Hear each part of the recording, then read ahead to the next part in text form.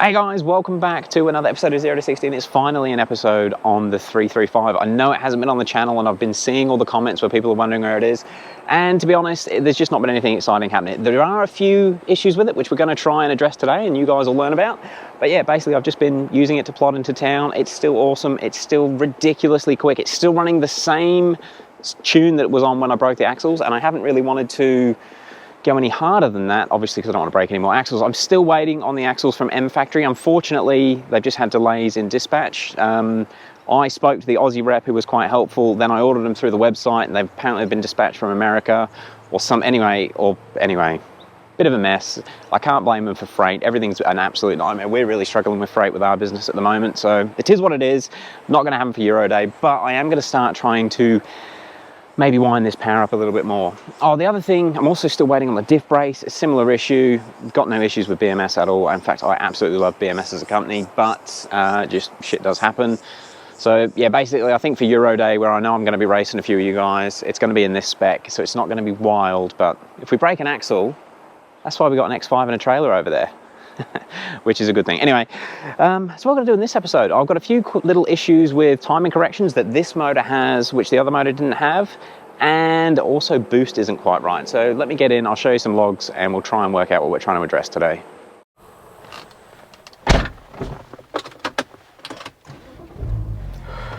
Let's get some AC on, because this Queensland summer is too warm. Okay, so got the JB4 here. Actually, that would be too loud for the mics.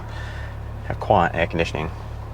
So I've got the JB4 log here. Now this one, I think I did it probably about a week after we did the axle. And things I want to address. So let's look at the blue and the pink line. So the blue line is actual boost, and the pink line, hopefully you can see it, is boost target. And you can see there, you get that little bit of a delay as it comes up on the boost. That's completely normal, but we're not holding that 25 PSI right up across the rev range, and it actually dips down. I think at peak we're hitting about, I should be able to tell me, we can see there, target's 25 and we're hitting 24 PSI. So we're not actually hitting a boost target at the top end of the rev range. Now I kind of think I might have a boost leak, and I don't know if you remember when I did the engine install, but it was a bit rushed putting it all back in. So I want to kind of get it on the hoist, hopefully today, if we can get Dave's M5 off the hoist and see if we can sort out that. But that is something I do need to address. I want to try and get that addressed before Euro Day. But the main thing we're going to do in this video is try and do some logs and see if we can clean up these timing corrections. So down the bottom, this is one of the cleaner logs that I've done, but we're still dropping down. Let's see if I can target it there.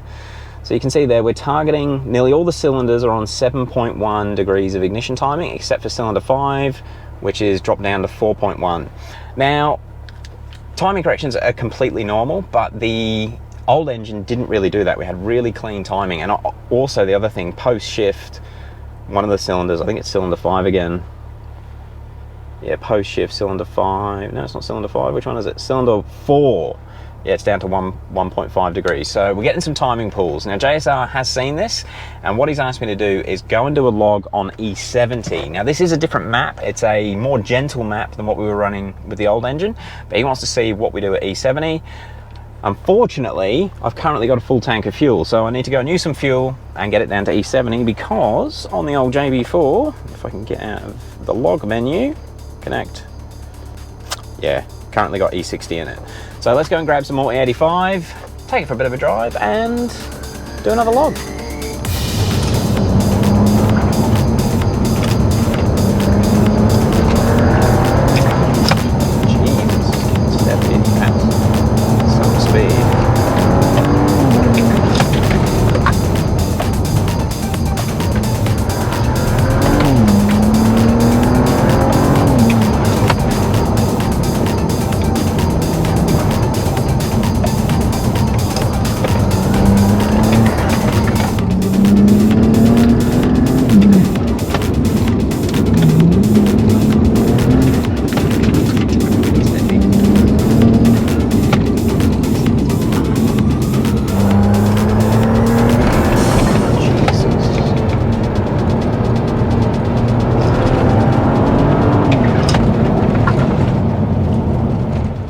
So funnily enough, this is the first time I've actually driven this car on what we call in Australia like a mountain road or a twisty road.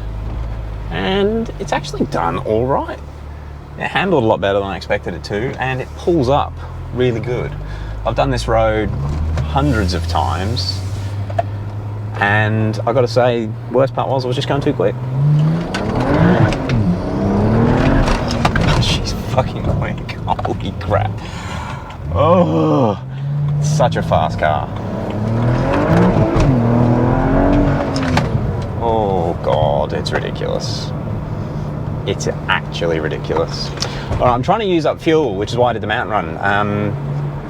Just been so busy. It was nice to actually have an excuse to go and waste some fuel, but we've used about 1/8 of a tank, and we're about 20 kilometers from the E85 station, so hopefully we'll get down to about quarter by the time we get there, and we should get the right or at least close to E70 mix. And in that footage that you would have seen on the mountains, I'll probably just put a very small amount in the video. Sorry about all the crap rolling around in the car. Didn't notice until I started driving vigorously. God, this thing's quick. These are so quick. Woo! So that's legit 45 minutes of trying to use as much petrol as possible, and I haven't even used quarter of a tank. Bloody fuel economy. Obviously wasn't driving hard enough. All right, let's put some E85 in. I reckon this is probably only going to get us about a 65, 66 mix. But let's see what it does. We have now got, hopefully it's there, we have now got E65 in the tank, and we can do a log for Mr. JSR and see if he can make some improvements for Euro Day. So log starting.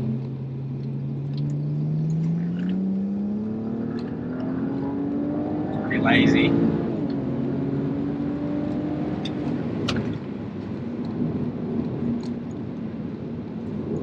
So let's get back to the house and we'll see if it looks any cleaner. Okay, so I've just gotten back home and let's have a quick look at those logs. I didn't have a look while I was driving, just in case. And I've got you screen recording, so you guys will actually see this a bit better this time. And that was that log there, graph. Right. So it has cleaned up the timing corrections through third gear a little bit.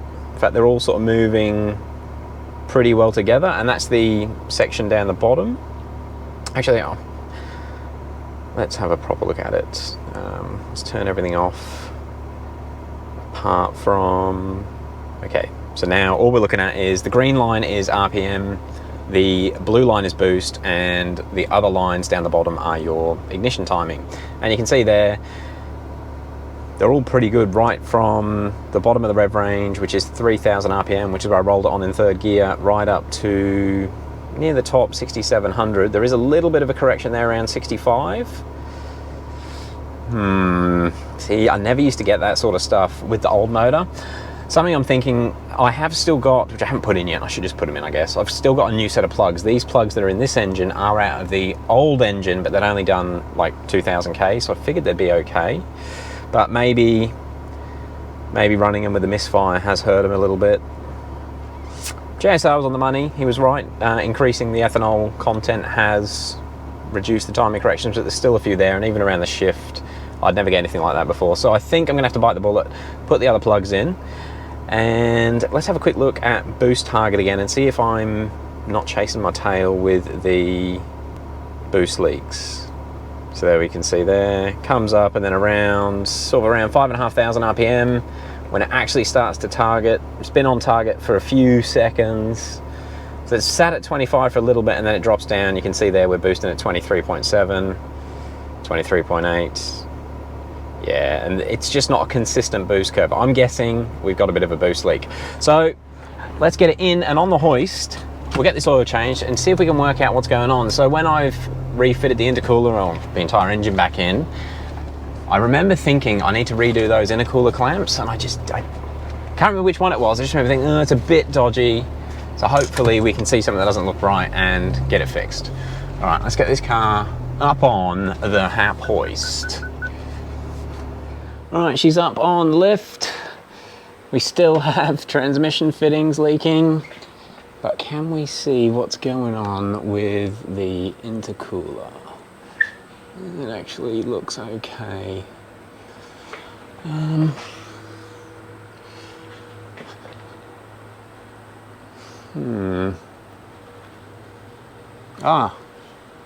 that boot is split. Don't know if you guys can see it, but it looks like that intercooler boot's split. Everything's red hot. I have to get a torch. I have to check that. I might have a split boot. I will update the cameras on the end. And what else can we check while up here? Let's see if my bodge repair on the rear axle has worked. Yeah, the Ahhh has kept the oil in the CV boot. That's lucky. That is lucky. Amazing. Okay, cool. Still want my new axles in factory, but that's good for now. Alrighty. Well, while it's up here, I'm gonna get the oil draining since it's probably 4,000 degrees hot, so let's get on to that. Alright, so the oil's been draining for a while. I've got my super specialized oil draining stand. What I didn't account for was how hot the oil was. It's actually bending this drain pan. But the oil that's come out as it was pouring out didn't look too bad. Well, I'm going to do the same thing we did with Dave's car the other day and just make sure that there's no metal sitting down in there. In fact, I might need two hands for this. And better just get the filter out of it as well. Okay, that's got it. Oh, warm. I reckon it must be mid-30s today. And alright, it's cracked the air out, so that oil will now drain down back through the engine. Alright, and we are gonna have a quick look in that as well. Sorry, you can't even see me. Have a quick look in the filter as well. I've always done quite frequent oil changes on my N54, but when I fitted this motor, I didn't actually change that O-ring, and I just went to have a quick feel, see how plush it was, or supple, and it cracked. So I've never seen an O-ring on the oil filter housing crack before, but shit, it was lucky I checked. That's the sort of thing that you miss and you end up with a problem. Anyway, I've got a new filter to go in. It is an aftermarket one. I don't have any issues with these. They look pretty much identical to the genuine filters. So I'll get the new filter put back in and then we can go and have a look at the oil underneath. So it's actually been draining for over half an hour, so whatever's left in there can stay in there for now. And the engine is still way too hot to touch, but we've got a new copper washer on the sump plug and we'll just nip that up.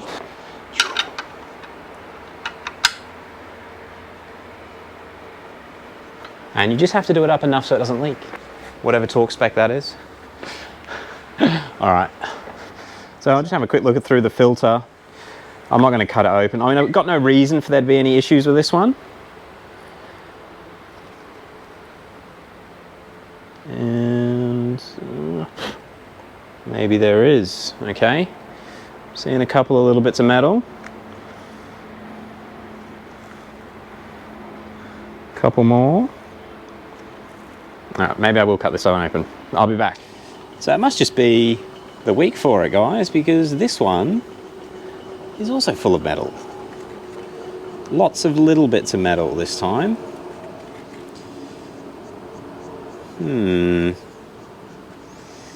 Not really sure what it's going to be from. If you hadn't been following on, this engine's been in the car for probably about 1,000 kilometers. It come out of the E90 wreck out the front. Shitloads of crap. Look at that. Yeah, fuck. Bloody cars. Bloody BMWs. Let's see if it's magnetic. See if we can work out what it is. So where was that biggest bit? Got some big chunks there.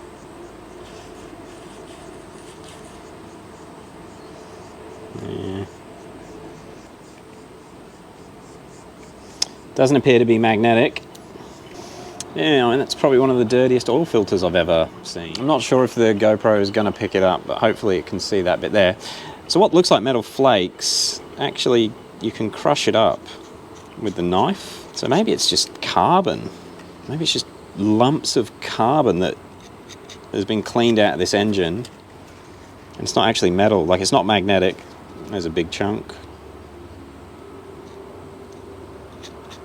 Yeah, it just crumbles, whatever it is. So maybe just the engine hadn't had a good workout. like when I was looking up in the sump, when I had the sump off, nothing really stood out as being that dirty, but all this shit would have been all through all the oil galleries.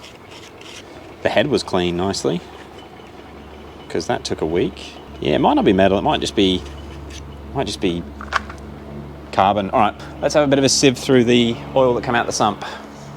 So the idea of this is I can see if, try and not swirl it around too much, and if there's any metal, it should stick to the bottom of the pan. My oil drain pan. Yeah, it flows nice and quick when it's warm. And yeah, that oil's filthy. Why don't people look after their cars properly? Okay, so I bet the GoPro's not going to pick this up, but yeah, it's all glittery in here as well. Nice. Nice. Admittedly, it's not as bad as Dave's, but similar. Well, unfortunately, can't do anything about it other than probably should start building my other engine sooner rather than later. I'm just going to fill it back up and go again. So, well, I guess it's just the week for little bits of metal in the oil. Kind of annoying, but I'm not going to stress over it too much. Something else that's playing on my mind. We're also paying a lot more attention to oil and bits in the oil than we ever have before since we've been playing with this car and Dave's M5 as well. Maybe it's normal to see that sort of glitter in the bottom. Yeah, I'm going to put all the chunks of whatever it is in the filter down to this engine just not being serviced as much as it probably should have.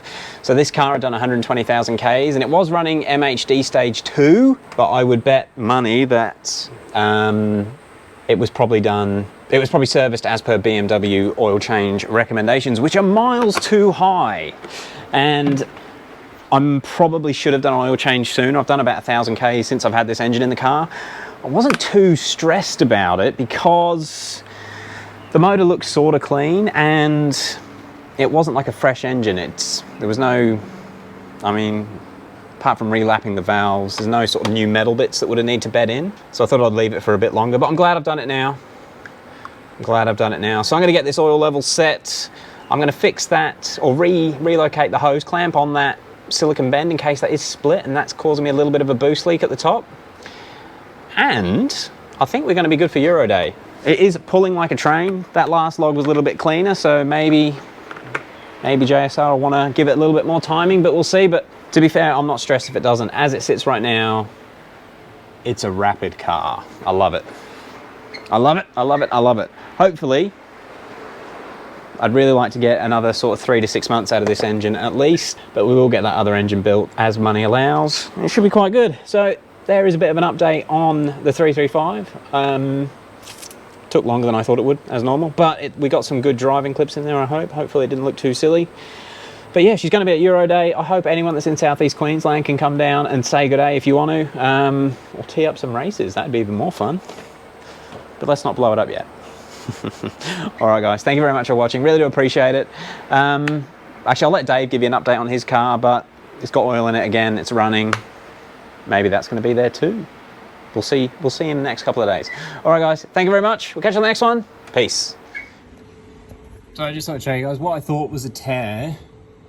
It was actually just, I don't know if it was coolant or what, but it just sort of scraped off. However, this hose clamp's not very tight. So maybe we're getting a bit of a boost leak out of there.